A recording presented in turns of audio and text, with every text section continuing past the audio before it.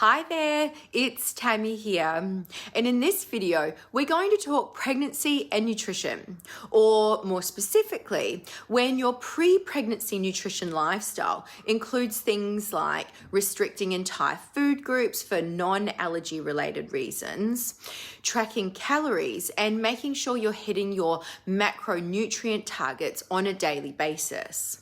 And why I believe holding on for dear life to these eating habits during pregnancy is probably going to do you more harm than good.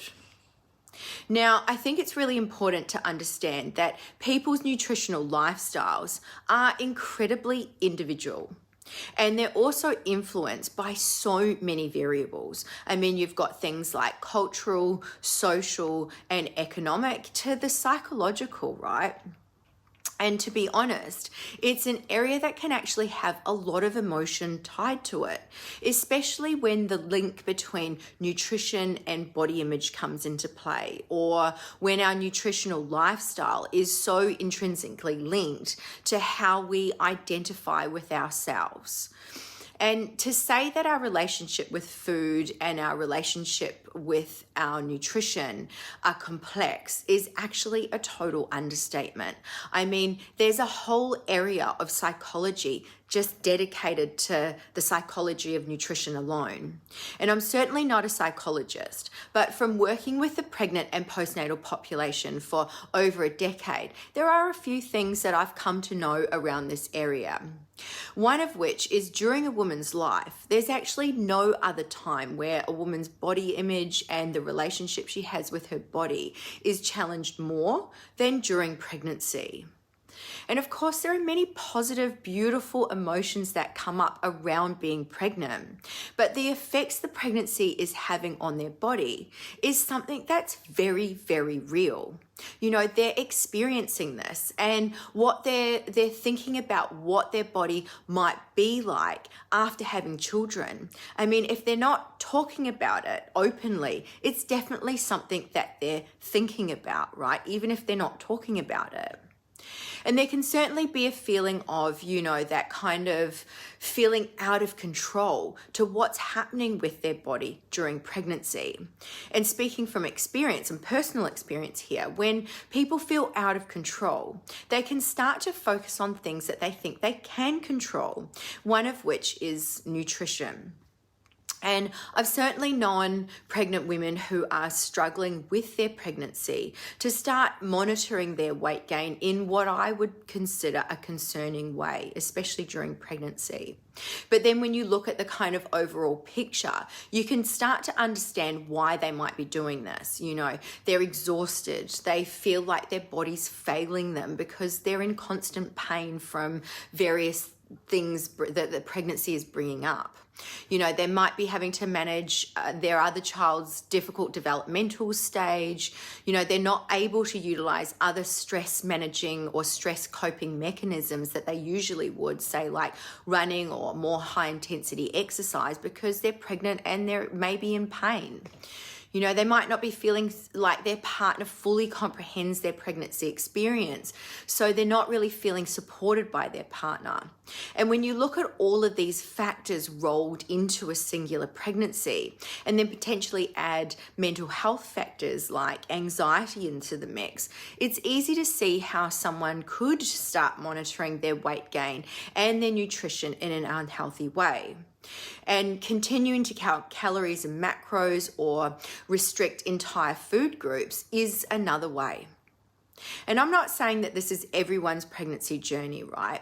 And even if these factors aren't being experienced to this degree, if there was already a focus on tracking calories and macros daily or cutting out entire food groups pre-pregnancy, this can become amplified during pregnancy if there are feelings like loss of control or struggles with body image.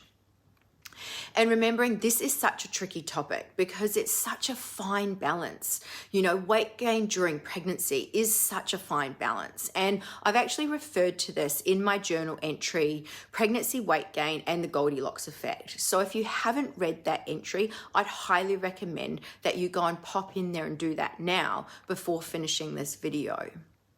Now, to counterbalance this, to approach your nutrition lifestyle in a healthy, balanced way, I think it's vitally important that you have education and understanding around nutrition during pregnancy.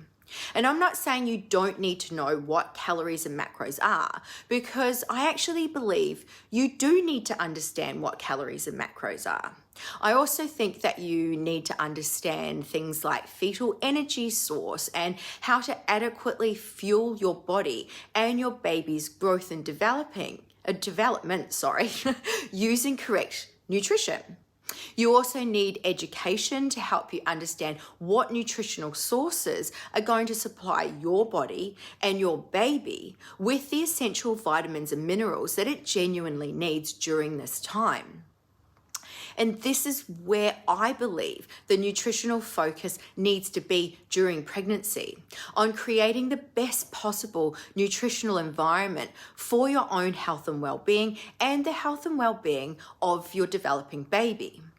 Not tracking calories, not counting your macros and that type of thing to manage your weight gain, right? Because let's be real here. There's only a small portion, maybe like a quarter of this weight gain that is actually made up of fat stores, right? It's not much. And I'm sorry, but due to the vast energy demands and vitamin and mineral requirements during pregnancy, I certainly don't believe that there should be a cutting out of entire food groups for any other reason except allergies and maybe cultural, if you know what I mean. And another part of my reasoning for not cutting out entire food groups is when you look at your overall nutrition picture during pregnancy, there are already so many changes that need to be made. And this is just for general population. We're not even factoring those trying to manage diabetes or gestational diabetes during pregnancy. This just adds a whole other layer of complexity that I won't be going into here. But genuinely, for those who are managing that, it is complex, right? And then, of course, you have the physical effects that you're experiencing during pregnancy that can alter your nutritional choices, right? And this is especially so during early pregnancy when you have all of those crazy hormones affecting your nutritional choices. And in the pregnancy process program, I've named this stage eating for survival because your hormones are literally causing all kinds of physical challenges, like but not limited to nausea, vomiting, constipation, bloating, reflux, and dehydration. And when you're literally eating for survival due to the physical effects of early pregnancy, adding the complexity of cutting out entire food groups or counting calories and macros just seems so counterintuitive to me. Especially when, for some, just finding foods that you can keep down is the only objective. Try counting calories or tracking calories when the only thing you can actually keep down is Wheat Bix or crumpets with honey. Or on the flip side of this, the only thing stopping you feeling like the waves of nausea is actually eating, right?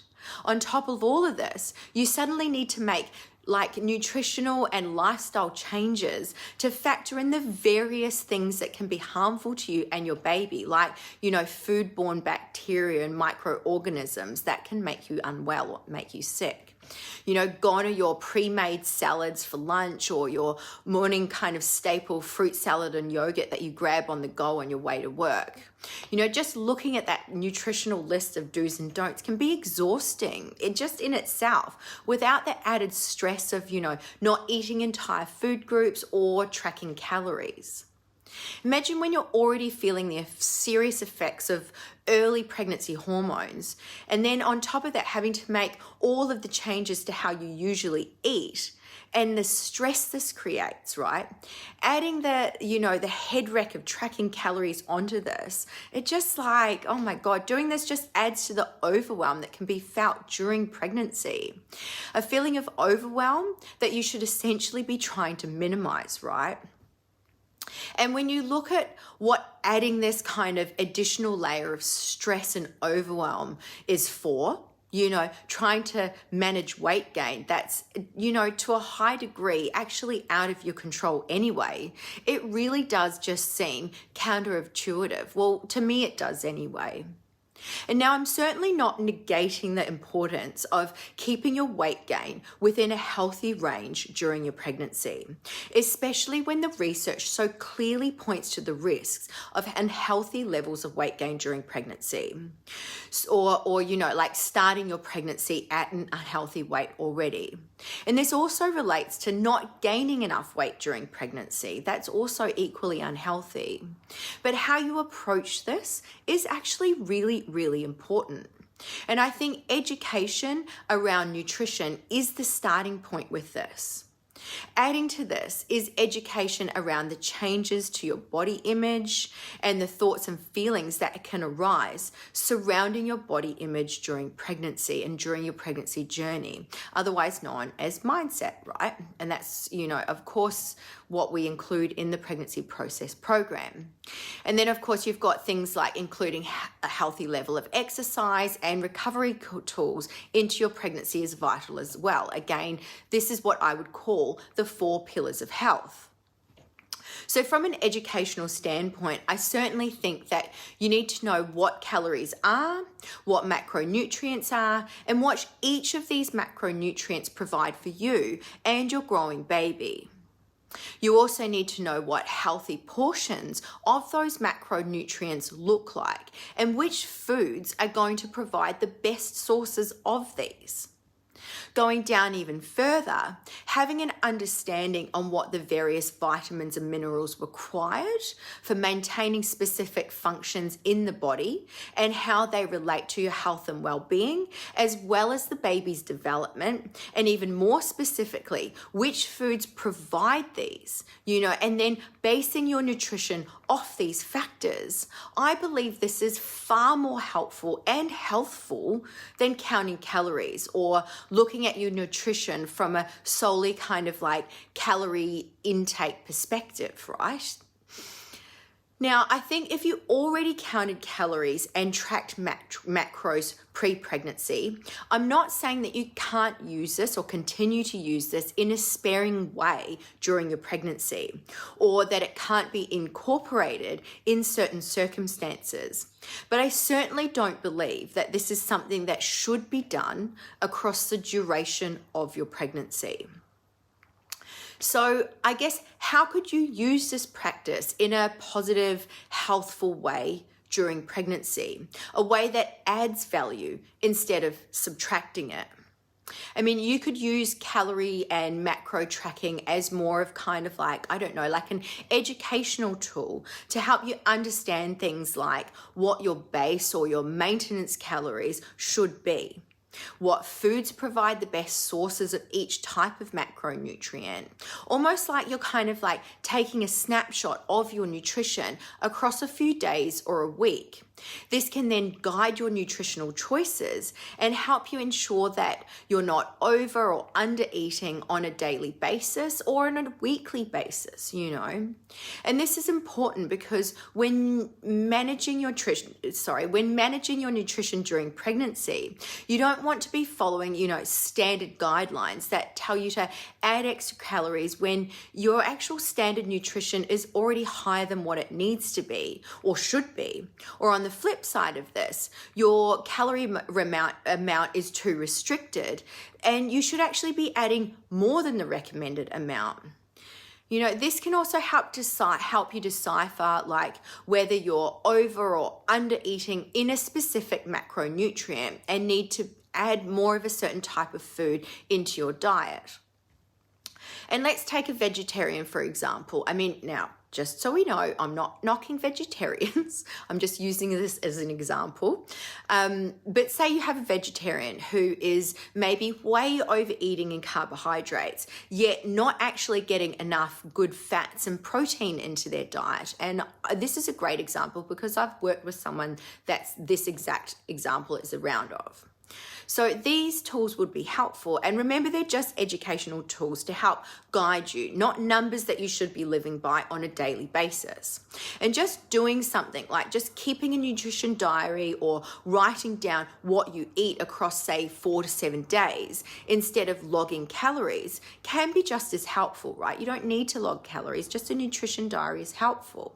So in the case of this vegetarian, being unaware that they're overeating in carbohydrates, just taking a snapshot of what their food looked like over a 4 to 7 day period can give you enough information to start balancing out their nutrition, adding more protein, which essentially provides the building blocks for your body to grow and repair, which is obviously vital for any pregnancy. And then, adding good fat, which helps provide another energy source for the mother, as well as helping to produce, and regulate your hormones, as well as helping your reproductive health, just to name a few, right? Again, pretty helpful during pregnancy. So you can see how in this case, when someone is under eating in 2 areas, yet overeating in another, taking a snapshot of overall nutrition to help balance this out can actually be extremely helpful. Then you have other things like understanding what healthy weight gain ranges are for your current weight and what typical weight gain looks like during each trimester.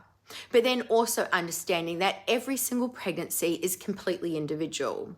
So your changes to your weight and how you gain weight will also be completely individual. And again, as individual, it's your decision around whether you even want to think about or even monitor your weight gain during pregnancy, because some women don't, and that's absolutely perfectly fine as well. But for those who do, it's vitally important to understand how you approach this can be either positively influencing your health and well-being or negatively subtracting from it. Especially when the research shows that stress, fatigue, and anxiety are all contributing factors that actually increase overall nutritional intake while simultaneously decreasing the amount of vitamins and minerals or micronutrients being consumed, meaning that those experiencing more stress, more fatigue, and more anxiety are more likely to not only eat more, but make nutritional choices that are high calorie, low nutrient value foods. So from my perspective, I ask you this: wouldn't focusing on things like managing your stress, managing your fatigue, and managing any kind of anxiety that you're experiencing be a much better way of approaching your nutrition or your health during pregnancy? And when you look at these 3 things, exercising and eating a nutrient-dense whole foods diet are both amazing ways of managing your stress, fatigue, and anxiety, which makes education around these things vital to the pregnant population. And when you add other well-being practices in there, like meditation and mindfulness, it only enhances this. And of course, when you're looking to make positive changes, one of the biggest lessons that I've actually learned over the years is subtracting things is typically going to yield better results. So in my humble opinion, subtracting practices like tracking calories and macros on a daily basis, weighing yourself on a daily basis would be equally beneficial to helping manage stress, fatigue, and anxiety, which would overall make a more positive impact on your health and well-being during your pregnancy. And you know what? Navigating your nutrition can be difficult at the best of times, right? Made even trickier during pregnancy. And while I can understand how some people might find comfort in tracking calories, I actually don't believe that this is a practice that pregnant women should be engaging in an ongoing way. And I'm going to be a little bit controversial here as well, right? But I also don't believe that pregnancy is a time where your personal preference around your nutrition should take preference over the pregnancy itself. And maybe that needs to be reevaluated. I mean, your maternal metamorphosis needs to allow room for change in your nutritional identity. If you're low carb, high fat by choice, or high protein, low carb, keto, and I dare say vegetarian and vegan, again, this is something that I would actually reconsider, as you're no longer eating for your own personal preferences. And please note, I say personal preferences here. If there are medical or cultural reasons why you eat this way, then I'm not advocating that you change this, but I would encourage you to seek the help of a pregnancy-specific dietitian to help ensure that you're actually meeting your dietary requirements during pregnancy. In fact, this is probably the same thought process I would adopt for any nutrition preferences that weren't allergy related during pregnancy. Or even if you had allergies, this would probably help. You need to be looking at your nutritional choices from a place of aiding development, and each macro and micronutrient plays an important role in the short and long-term development of your baby. Not only that, but during pregnancy, you're also laying the foundations for your important 4th trimester health and well-being journey, which is another time where the focus should be on health and well-being as opposed to weight loss and body composition. It's for all of these reasons and many, many more why I developed the Pregnancy Process Program, a program that provides bespoke, principle-based program design with individualized exercise prescription that's correctly timed, sequenced, and adjusts over time, housed alongside quality, in-depth, pregnancy-specific information across the core pillars of health, including nutrition, allowing expectant mothers to focus their time and energy on achieving the safest, healthiest pregnancy possible, because we've done all the work for you. And if you want to continue this conversation or find out more about how we can help you have the safest, healthiest pregnancy possible, then head to the link in my bio or the video description and apply to join my complimentary but private community. So that's it from me today. I hope this video helped, and I'll see you in the next one.